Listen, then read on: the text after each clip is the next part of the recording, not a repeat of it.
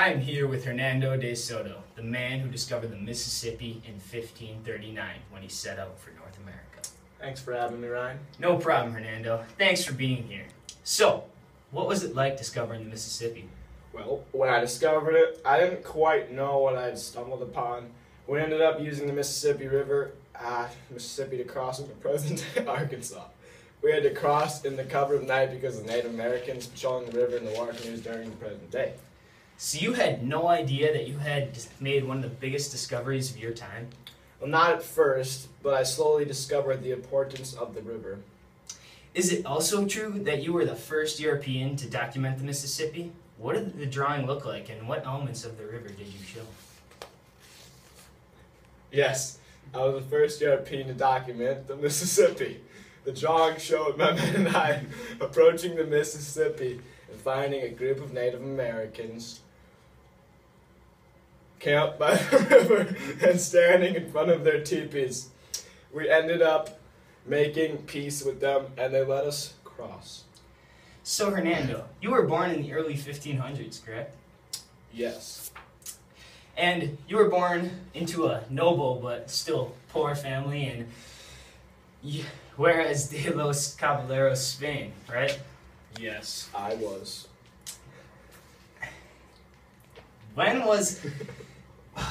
What was it like? No. 1914. This trip went very well because of my skill in horseback riding. I was appointed the captain of a cavalry expedition troop. We set out from Panama to Nicaragua and then later to Honduras. During the trip, I proved my worth as an explorer and trader by reaping large profits from my somewhat bold exchanges with the natives. That's what it was meant to And say. because of this first expedition, you were invited by Francisco Pizarro to be second in command on his trip to Peru in 1532, right? Yes, I was. What did you accomplish on the trip to Peru with Francisco Pizarro? Well, I accomplished quite a bit during this trip. A year after we got there, I was exploring the highlands, and I found a road to Suzuco, the capital of the Inca Empire in Peru.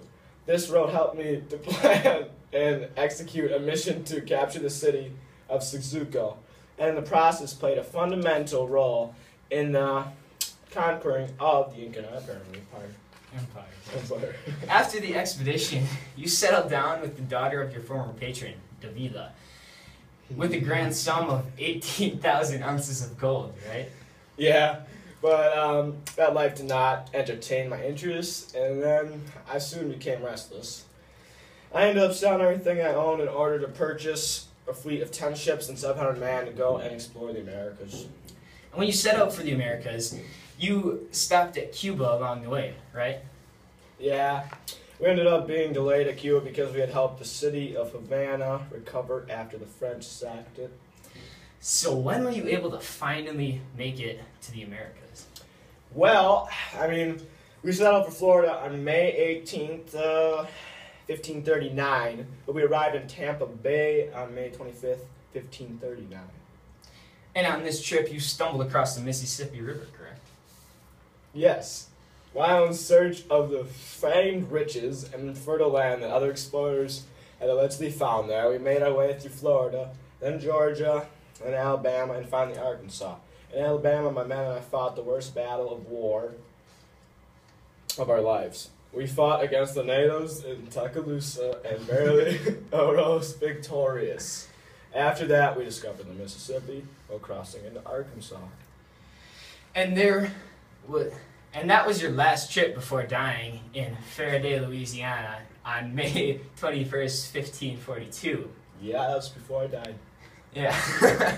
Well, Hernando, thanks for being here and telling us your story. We knew it was not easy. Many lives were lost on those expeditions, and without them, we might not be living in a very different country. Well, thanks for having me. It feels great to have my story told. Hernando de Soto.